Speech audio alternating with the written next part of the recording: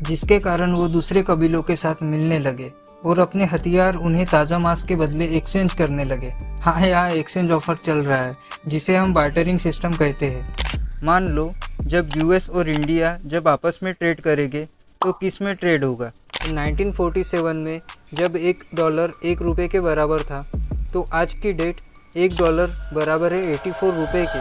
तो ऐसा क्यों हो गया? मोदी जी आज नेशनल टीवी पे आए और बोले कि मित्रों, आज रात 12 बजे से सभी देशवासियों के बैंक खाते में 100 करोड़ रुपए डाल दिए जाएंगे। तो आज हम बात करने वाले हैं पैसों के बारे में।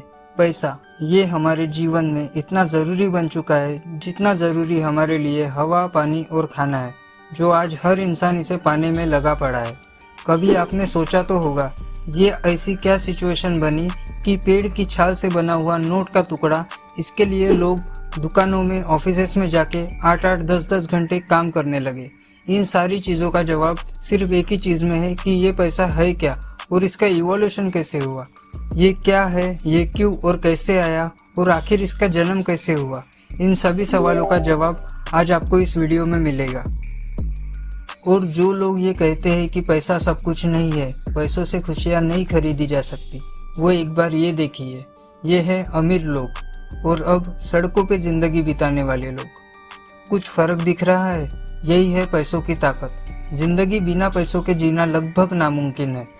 जहाँ पहले जंगलों में शिकार करके जिंदगी बिताने से लेकर आज इन एडवांस बिल्डिंग, इंफ्रास्ट्रक्चर्स और इतनी सुरक्षित व्यवस्था, और जहां इंटरनेट, एरोप्लेन, रॉकेट्स, मिसाइल्स और सैटेलाइट्स के दौर में अपन आ गए, ये अगर पैसा नहीं होता तो शायद नामुमकिन होता।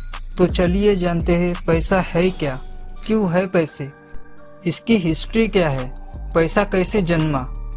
तो वीडियो एंड तक जरूर देखना। आई प्रॉमिस आपको कुछ अच्छा सीखने मिलेगा। तो शुरू करते हैं।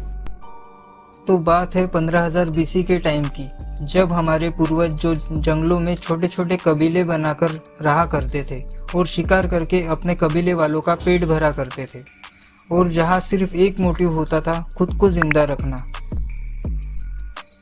पर धीरे धीरे शिकार कम मिलने से उन्हें दिक्कत आने लगी, जिसके कारण वो दूसरे कबीलों के साथ मिलने लगे और अपने हथियार उन्हें ताज़ा मांस के बदले एक्सचेंज करने लगे। हाँ, यहाँ एक्सचेंज ऑफर चल रहा है जिसे हम बार्टरिंग सिस्टम कहते हैं। बार्टरिंग सिस्टम यानी एक चीज़ के बदले दूसरी चीज़ देना। तो ये लेन देन काफ़ी सालों तक चला। बार्टरिंग सिस्टम इतना सक्सेसफुल था कि लोगों ने ट्रेड यानी व्यापार करना तक शुरू कर दिया था। जो लोग दूसरे कबीले के लोगों को पहले को मारने को तुले रहते थे, वो अब उन्हीं से ही ट्रेड कर रहे हैं। लोगों में वो भाईचारा बढ़ने लगा। इसी कारण लोग एकजुट होने लगे और तब तक लोग खेती करना भी सीख चुके थे। टैलेंटेड तो थे हमारे पूर्वज, मानना पड़ेगा। और हाँ, उनकी पॉपुलेशन भी बढ़ने लगी। और पॉपुलेशन बढ़ी मतलब दिक्कत। कैसे? रुको समझाता हूँ।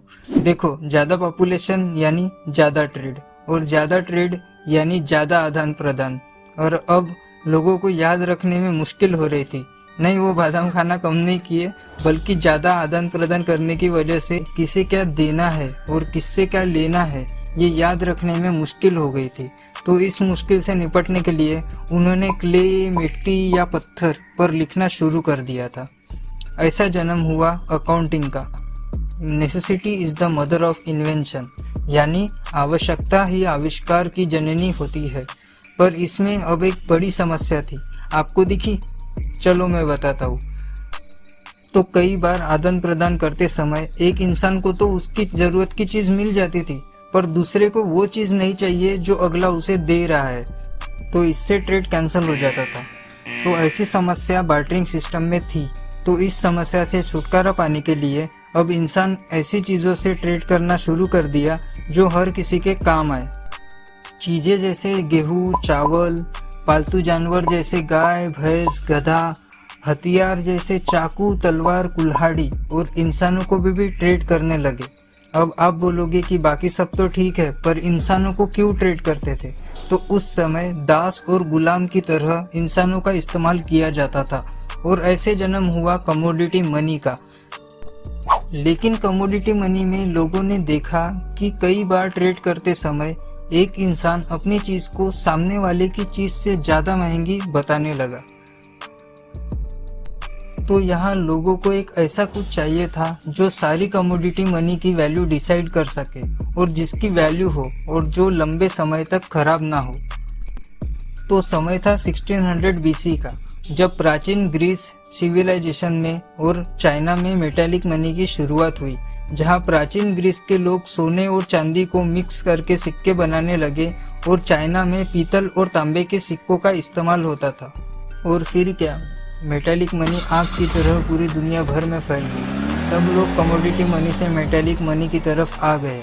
तब ट्रेड व्यापार जोरों शोरों से चल रहा था। लोग जहाज़ों से अलग अलग देशों में व्यापार करने के लिए जाने लगे।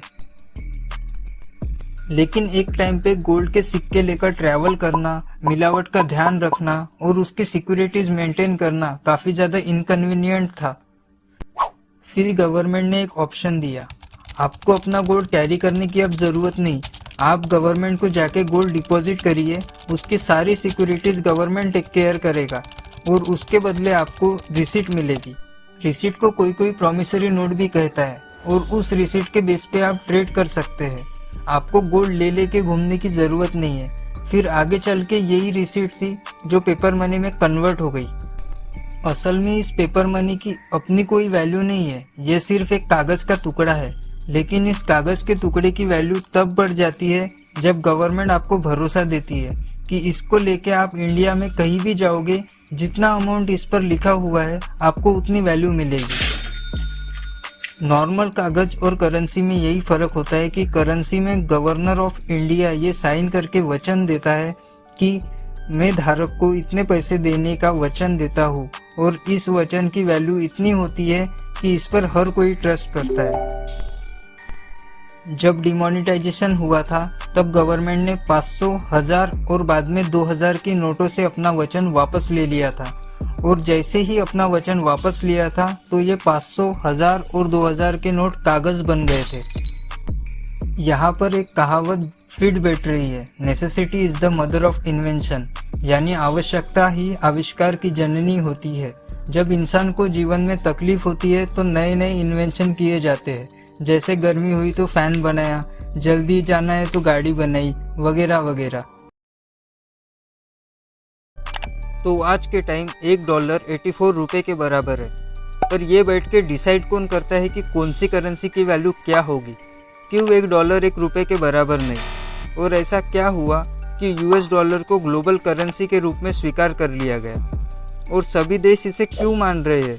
यूएस ने ऐसा क्या किया कि अगर आज मान लो इंडिया और जापान के बीच में ट्रेड करना है तो इंडिया की करेंसी पहले कन्वर्ट होगी यूएस डॉलर में और यूएस डॉलर में पेमेंट होके जापान को मिलेगी। तब जाके जापान उस यूएस डॉलर को उनकी करेंसी यानी कि जो जापानीज येन है उनमें कन्वर्ट कर सकेगा। तो ये लोचा क्या है, स्टार्ट करते हैं। अब गवर्नमेंट के वादे पर लोगों ने तो कंट्री के अंदर पेपर मनी में ट्रेड करना शुरू कर दिया, लेकिन जब कंट्री के बाहर ट्रेड करना है तो उसमें क्या होगा? मान लो जब यूएस और इंडिया जब आपस में ट्रेड करेंगे तो किस में ट्रेड होगा? अगर आप यूएस से कुछ खरीदने जाओगे तब उनसे सामान खरीदने के बाद आप क्या कहोगे? ये नोट है, इसे हम रुपीस बोलते हैं और इसमें हम आपको वचन देते हैं। तो वो क्यों मानेगा? और ऐसे ही हम भी उनके डॉलर को क्यों लेंगे? और मान लो अगर हम उनकी करेंसी ले भी ले तो उस करेंसी का हम करेंगे भी क्या? क्योंकि पैसा तब पैसा बनता है जब उसकी एक्सेप्टेंस हो। उस टाइम हर कंट्री के सामने यही प्रॉब्लम थी। तब एक भी करेंसी ऐसी नहीं थी जिस पे हर कंट्री को विश्वास हो। अब मान लो आपने यूएस से ट्रेड करके यूएस डॉलर ले आए, अब आपको ज़रूरत है रशिया से ट्रेड करने की, तो अब रशिया कह रहा है कि हम यूएस डॉलर नहीं लेंगे। अब उस समय ये हुआ कि यूएस डॉलर सिर्फ यूएस में ही ट्रेड करने के काम आएगा, क्योंकि कोई भी करेंसी ऐसी नहीं थी कि सबको विश्वास हो। लेकिन उस टाइम पे एक चीज़ अच्छी थी, हर कंट्री को गोल्ड और सिल्वर पे ट्रस्ट था। लेकिन इतना गोल्ड और सिल्वर को इधर उधर ले जाना इतना आसान नहीं था। यही तो दिक्कत थी जिसके कारण पेपर मनी आई थी। अब क्या बैक टू द ज़ीरो? नहीं, इस चीज़ का सोल्यूशन निकालने के लिए लाया गया गोल्ड स्टैंडर्ड। इसमें कंट्री की करेंसी को गोल्ड से अटैच कर दिया गया। तो ये अटैच करने का क्या मतलब, एक सिचुएशन से समझते। मान लो इंडिया ने अनाउंस किया कि 10 ग्राम गोल्ड की वैल्यू 2000 रुपये है। मतलब कि अगर कोई 2000 रुपये लेके आएगा तो उसके बदले उसको 10 ग्राम गोल्ड मिल जाएगा, और अगर ऐसे ही कोई 10 ग्राम गोल्ड लेके आएगा तो उसके बदले उसको 2000 रुपये मिल जाएंगे। और ऐसे ही यूएस ने भी अनाउंस किया कि 10 ग्राम गोल्ड की वैल्यू $200 है। तो इसका मतलब $200 10 ग्राम गोल्ड के बराबर है, और 2000 रुपये वो भी 10 ग्राम गोल्ड के बराबर है। तो इसका मतलब ऑटोमेटिकली 200 जो डॉलर है वो 2000 रुपये के बराबर है। और मैथ करोगे तो $1 की वैल्यू जो हो जाएगी वो 10 रुपये के बराबर। उसके बाद जब दोनों कंट्रीज़ ट्रेड करने गई तो उन दोनों को एक दूसरे की करेंसी से कोई दिक्कत नहीं हुई, क्योंकि दोनों कंट्रीज़ को पता था कि ट्रेड करके जो करेंसी आ रही है उसको कभी भी गोल्ड में कन्वर्ट किया जा सकता है। लेकिन ऐसा भी नहीं होना चाहिए कि हम जो ट्रेड करके करेंसी इकट्ठा कर रहे हैं, पता चले वो करेंसी जब हम गोल्ड में बदलने जाए तो उस कंट्री के पास हो ही ना। इसलिए इस प्रॉब्लम से बचने के लिए ये रूल बनाया गया है कि एक कंट्री उतने ही नोट प्रिंट कर सकती है जितना उसके पास गोल्ड है, ताकि अगर कोई कंट्री करेंसी वापस करके गोल्ड लेना चाहे तो पर्टिकुलर कंट्री गोल्ड देने की पोजीशन में हो। और ऐसा करके कंट्रीज़ ने आपस में ट्रेड करना शुरू कर दिया। एक्चुअल में गोल्ड से ही ट्रेड हो रहा था, बस करेंसी एक मीडियम यानी माध्यम था। अब आप कहोगे कि गोल्ड स्टैंडर्ड वाला जो सिस्टम था ये इतना अच्छा था तो इसे हटाया क्यों गया, और हटाया भी गया तो डॉलर को बेस क्यों बनाया गया। अब कहानी इंटरेस्टिंग होने वाली है, ध्यान देना। देखिए, जब वर्ल्ड वॉर 1 शुरू हुआ तो कंट्रीज़ को अपना अस्तित्व बचाने के लिए बल्क में हथियार खरीदने पड़े, और इतनी बड़ी क्राइसिस हुई कि सारी कंट्रीज़ को गोल्ड के बेसिस पे जो करेंसी थी उनसे हथियार खरीदने पड़े। और धीरे धीरे गोल्ड यूएस के पास जाने लगे, क्योंकि यूएस मेन एक्सपोर्टर था हथियारों का। ये जो वॉर लड़ने का जुनून था उससे कंट्री बाय कंट्री पैसा और गोल्ड सारा ख़त्म किया। जब वर्ल्ड वॉर 1 ख़त्म हुआ तो कंट्रीज़ इकोनॉमिक क्राइसिस से गुजर रही थी, और जब गोल्ड ही नहीं है कंट्रीज़ के पास जो बेस है ट्रेड का, तो ट्रेड होगा कहाँ से और करेंसी कहाँ से प्रिंट होगी।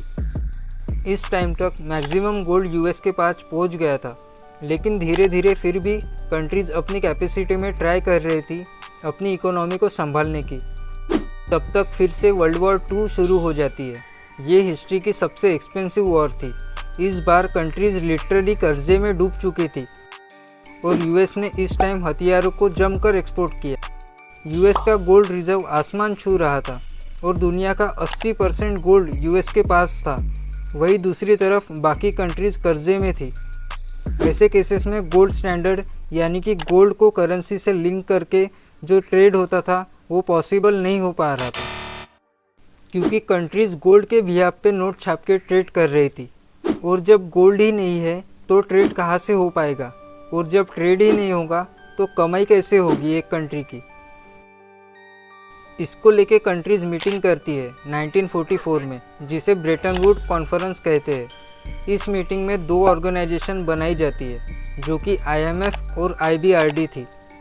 IBRD का काम था जो कंट्रीज़ वॉर में ख़त्म हो गई है उनकी मदद करे, उनको रिबूल्ड करके इकोनॉमी स्टेबल करे। आज की डेट में इसे वर्ल्ड बैंक के नाम से जाना जाता है। और IMF का पर्पस था कंट्रीज़ आपस में ट्रेड कर सके। आज की डेट में अगर कोई कंट्री इकोनॉमिकली फंसती है तो ये दोनों ऑर्गेनाइजेशन सपोर्ट करती है। तो ये जो ब्रेटन वुड कॉन्फ्रेंस थी, इस मीटिंग में ये डिसाइड हुआ कि बाकी कंट्रीज़ के पास गोल्ड नहीं है, तो एक काम ये हो सकता है कि कंट्रीज़ गोल्ड की जगह US डॉलर में ट्रेड करें। पर US डॉलर में ही क्यों, बाकी करेंसी में क्यों नहीं? क्योंकि US एकलौती कंट्री थी जिसके पास इतना गोल्ड था कि वो US गोल्ड के वैल्यू के डॉलर बना के ऑल ओवर वर्ल्ड में सर्कुलेट कर सकती है। और सेम डे US ने ये भी अनाउंस किया कि US डॉलर को कोई भी हमारे पास लाके गोल्ड ले सकता है, या फिर गोल्ड लाके US डॉलर ले सकता है। अब इससे हुआ ये कि हर कंट्री किसी ना किसी रिसोर्स में अच्छी रहती थी, तो वो यहाँ US के साथ एक्सपोर्ट करके वो अपने डॉलर के रिज़र्व बढ़ा सकती है। और डॉलर के रिज़र्व होना यानी कि गोल्ड के रिज़र्व होना, जो वो कंट्री कभी भी कन्वर्ट कर सकती है। ये एक तरीके से बन गया ट्रेड करने का, साथ ही साथ अपनी इकोनॉमी सुधारने का। ऐसा करके यूएस एक तरीके से हर कंट्री की रिज़र्व करेंसी बन गया था। हर कंट्री के पास डॉलर के रिज़र्व हो गए और एक तरीके से ग्लोबल करेंसी की तरह काम करने लगी। अब इसमें हुआ ये कि वियतनाम वॉर स्टार्ट हो गई यूएस के साथ और उसमें यूएस की इकोनॉमी भी डिप करी। यूएस ने गोल्ड के रिज़र्व के कंपैरेटिवली ज़्यादा डॉलर प्रिंट किए और उधर बाकी कंट्रीज़ की भी इकोनॉमी सुधर रही थी। 1965 में जो फ्रांस के प्रेसिडेंट थे उन्होंने अपनी नेवी भेजी और यूएस को डॉलर देके शिप के रास्ते से गोल्ड वापस ले आए और बाकी कंट्रीज़ ने भी यही चीज़ फॉलो की और अमेरिका ने गोल्ड की वैल्यू से ज़्यादा डॉलर्स प्रिंट कर रखे थे जो कि ऑल ओवर वर्ल्ड में घूम रहे थे। तो यूएस का गोल्ड रिज़र्व बहुत तेज़ी से कम हो रहा था और उसकी इकोनॉमी गिर रही थी। 1971 में यूएस के प्रेसिडेंट निक्सन ने डॉलर को गोल्ड के लिंक से हटा दिया। इसका मतलब गोल्ड को डॉलर से और डॉलर को गोल्ड से कन्वर्ट नहीं कर सकते। इसको निक्सन शॉक भी बोला जाता है। पूरी दुनिया के लिए ये बहुत बड़ा झटका था, लेकिन सारी कंट्रीज़ के रिज़र्व डॉलर में थे तो कंट्रीज़ की मजबूरी बन गई थी डॉलर्स में ट्रेड करना और डॉलर ग्लोबल करेंसी के रूप में सामने आई। किसी करेंसी की वैल्यू ज़्यादा और किसी करेंसी की वैल्यू कम क्यों होती है, ये डिसाइड कौन करता है? 1947 में जब $1 1 रुपये के बराबर था तो आज की डेट $1 बराबर है 84 रुपये के। तो ऐसा क्यों हो गया? देखिए, डिपेंड करता है डिमांड एंड सप्लाई पे। हर कंट्री की अपनी एक करेंसी होती है। अगर आपको किसी कंट्री का सामान या सर्विस लेनी है तो आपको उस पर्टिकुलर कंट्री की करेंसी में ख़रीदना होगा। जब आप उस कंट्री में विज़िट करते हैं तब आप पहले एक्सचेंज से अपनी करेंसी चेंज करवाते हैं, उसके बाद वहाँ से कुछ खरीद पाते हैं। इनफैक्ट जब आप ऑनलाइन यूएस या यूरोप का प्रोडक्ट खरीदते हैं तो पहले आपको यूएस डॉलर या यूरो खरीदने होते हैं, उसके बदले में अपने इंडियन रुपीज़ देने होते हैं जिसे हम एक्सचेंज बोलते हैं। फिर आप खरीद पाते हैं कोई सामान। ये चीज़ आपको इसलिए नहीं पता चलती क्योंकि बैकएंड में बैंक आपके लिए ये सब कुछ कर रहा होता है। तो जो कंट्री सबसे ज़्यादा वैल्यूएबल प्रोडक्ट बनाती है, जिसकी रिसोर्सेज एंड सर्विसेज की ज़्यादा डिमांड है बाकी कंट्रीज़ में, उस कंट्री की करेंसी की वैल्यू ज़्यादा होती है क्योंकि बाकी कंट्रीज ज़रूरत के वजह से अपनी करेंसी देके उस कंट्री की करेंसी खरीदती है। इसका मतलब ये हुआ कि उस पर्टिकुलर कंट्री की डिमांड बढ़ जाती है और जब डिमांड बढ़ जाती है उस करेंसी के रेट ऊपर जाएंगे। अगर एक मोबाइल इंडिया के अंदर 10,000 रुपये का है और एग्जैक्ट सेम ब्रांड के मोबाइल यूएस में $20,000 का है और हमें एक्सचेंज रेट कैलकुलेट करना है तो उसका सिंपल तरीका यही है, 10,000 डिवाइडेड बाय 20,000 कर दोगे।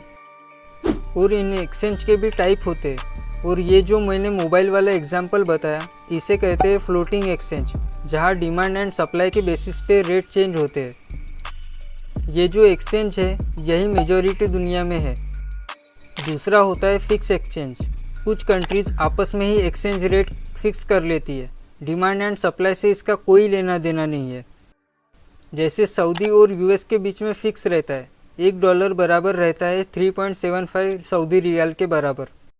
तीसरा होता है मैनेज एक्सचेंज, जिसमें एक रेंज होती है कि मान लीजिए अगर 5 से 8 की रेंज सेट कर दी तो डिमांड एंड सप्लाई के बेसिस पे रेट चेंज होगा, लेकिन ना तो 5 से कम जाएगा और ना ही 8 से ऊपर जाएगा। एक बार सोच के देखो, सोचना क्या है, आप सभी को पक्का कभी ना कभी ये ख्याल आया होगा कि काश मेरे बैंक अकाउंट में गलती से भी अगर बड़ी अमाउंट आ गई तो मस्त अपनी दुनिया बना लूँ। पैसों की तो कमी नहीं रहेंगी, मस्त बंगला होगा, गाड़ियाँ होगी, इन्वेस्टमेंट करूँगा और एंटरप्रेन्योर बनूँगा। लेकिन किंतु परंतु ये तो ना हो पाएगा। हाँ, पर एक है जो ये काम अपने बाएं हाथ से कर सकता है या कर सकती है, वो है गवर्नमेंट यानी सरकार। क्योंकि गवर्नमेंट के पास ये पावर है कि वो जितना चाहे उतना पैसा छाप सकती है। तो क्या हो अगर मोदी जी आज नेशनल टीवी पे आए और बोले कि मित्रों, आज रात 12 बजे से सभी देशवासियों के बैंक खाते में 100 करोड़ रुपए डाल दिए जाएंगे। ये तो सेम सिचुएशन हो गई जो हम पहले सोच रहे थे। तो अब तो सब लोग खुश हो जाएंगे। ऐसे तो सभी लोग रातों रात करोड़पति बन जाएंगे और कितने सारे जो लोगों के सपने हैं जो पैसों के कमी के कारण पूरे नहीं हुए वो पूरे हो पाएंगे। और जो गरीबी है इससे ख़त्म हो जाएंगी। जिसका बजट साइकिल का था वो भी अब कार खरीद सकता है, और जो छोटे से घर में रहता हो वो मस्त आलीशान बंगलों में रह सकता है। ओवरऑल इसके हिसाब से इस देश की इकोनॉमी तो बहुत अच्छी हो जाएगी। तो यहाँ पर सिंपल सवाल आता है कि जब गवर्नमेंट जितना चाहे उतना पैसा छाप सकती है, फिर ऐसा क्या रीज़न है कि गवर्नमेंट दिन रात नोट छाप के ये गरीबी क्यों नहीं ख़त्म कर रही है। तो आइए इसे बड़े ही सिंपल लैंग्वेज में समझते हैं। मान लीजिए आपने एक प्रोडक्ट बनाया, जैसे एक मस्त पेंटिंग बनाई। क्या मतलब भैया ये पेंटिंग तो बेकार है, ओए खबरदार कोई बुराई मत करना, मेरा गधू लात भी मारता है। हाँ, तो एक पेंटिंग बनाई और कहते हो कि इसे मैं 100 रुपये में बेचूंगा, और आपकी बनाई पेंटिंग इतनी अच्छी लगी लोगों को कि आपके दरवाजे पर 1000 लोग आके खड़े हो जाते हैं पेंटिंग को ख़रीदने के लिए। तो उस केस में आप क्या करोगे? उस पेंटिंग को आप प्राइस 200 कर दोगे। उसके बाद भी अगर 500 लोग उसे लेने के लिए खड़े हैं तो आप प्राइस बढ़ाते रहोगे। एटलीस्ट तब तक बढ़ाओगे जब तक एक आदमी इंटरेस्टेड ना हो आपके दिए गए प्राइस पे ख़रीदने के लिए। ठीक इसी तरीके से पूरी दुनिया के अंदर जो प्रोडक्ट के प्राइस है वो ऐसे ही डिसाइड किए जाते हैं, जिसे फाइनेंस की लैंग्वेज में बोलते हैं डिमांड एंड सप्लाई। जब आप एक फलों की दुकान पे जाते हो तो वहाँ देखते हो कि सेब का रेट ज़्यादा है और केले का रेट कम है। इसका मतलब ये नहीं कि सेब राउंडेड है तो बहुत महंगा होगा। इसका सिंपल सा मतलब है कि सेब की डिमांड जितनी है उतनी उसकी सप्लाई नहीं है। आप बीच बीच में सुनते होंगे कि प्याज के रेट बहुत बढ़ गए हैं, आसमान छू रहे हैं। इसका सिंपल सा मतलब है कि प्याज की कमी हो रही है, और उसका जो प्राइस सेट करने वाला है वो वही चीज़ कर रहा है जो हमने गधू की पेंटिंग बेचने में की थी। एक कंपनी ने 100 बाइक्स बनाई और उसका प्राइस 1 लाख रुपए रख दिया। अब जिसके पास पैसा है वो तो जाके बाइक खरीद लेगा, और जिसके पास पैसा नहीं है वो एक तो साइकिल से काम चलाएगा या पैदल काम चलाएगा। और एक दिन गवर्नमेंट अचानक से बहुत सारे नोट्स प्रिंट कर देती है और लोगों में बांट देती है। अब लोगों के पास भी पैसा हो गया, मार्केट में बहुत सारा पैसा घूमने लगा, और उससे होगा ये कि लास्ट टाइम 100 लोग बाइक खरीदने के लिए आए थे, इस बार 1000 लोग आएंगे या फिर उससे भी ज़्यादा लोग बाइक खरीदने के लिए आएंगे। अब जो बाइक बना रहा है वो वही करेगा जो हमने गधू की पेंटिंग बेचने के टाइम पे की थी। वो तब तक प्राइस बढ़ाएगा जब तक 100 लोग उसे खरीदने वाले ना बचे। एक कंट्री है जिम्बाब्वे। एक बार जिम्बाब्वे ने भी ऐसा ही किया था। अपनी इकोनॉमी को सही करने के चक्कर में उसने नोट छाप के लोगों में बांटना शुरू कर दिया। उस टाइम पे उनकी इकोनॉमी सुधरने की बजाय बर्बाद हो गई थी, और लोग बोरी में पैसा भर भर के एक ब्रेड लेने जाते थे। बच्चा तो एक टॉफ़ी लेने के लिए ऐसे नोट्स लेके जाता था जैसे मानो वो 1-2 किलो की रद्दी हो। आप खुद भी चेक कर सकते हो, गूगल पर सर्च करो जिम्बाब्वे हाइपर इन्फ्लेशन, तो आपको समझ आएगा कि गवर्नमेंट के नोट छापने से सिर्फ महंगाई बढ़ती है। असली फ़ायदा तभी होता है जब रिसोर्सेज बढ़ते हैं या सर्विसेज बढ़ती है। और अगर सरकार इसी तरीके से नोट छापती रहेगी तो सिर्फ इन्फ्लेशन बढ़ेगा, यानी कि महंगाई बढ़ेगी। और ऐसा नहीं कि सिर्फ एक चीज़ का प्राइस बढ़ने से इन्फ्लेशन बढ़ जाएगा। ओवरऑल जब गुड्स एंड सर्विसेज के प्राइस बढ़ते हैं तब इन्फ्लेशन बढ़ता है। अगर आप इसे सही से देखो तो एक तरफ आपका जो रखा हुआ पैसा है वो कम हो जाता है इन्फ्लेशन बढ़ने से।